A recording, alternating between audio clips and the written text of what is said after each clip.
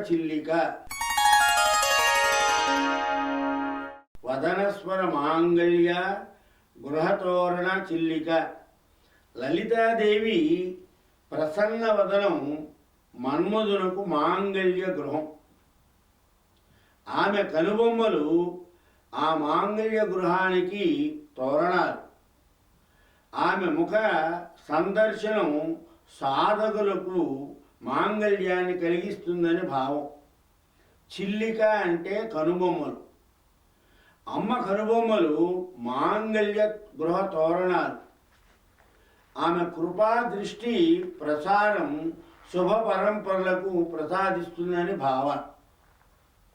ఈశ్వరుడు తన కంటి చూపు చేత మన్మధుడిని మసి చేశాడు.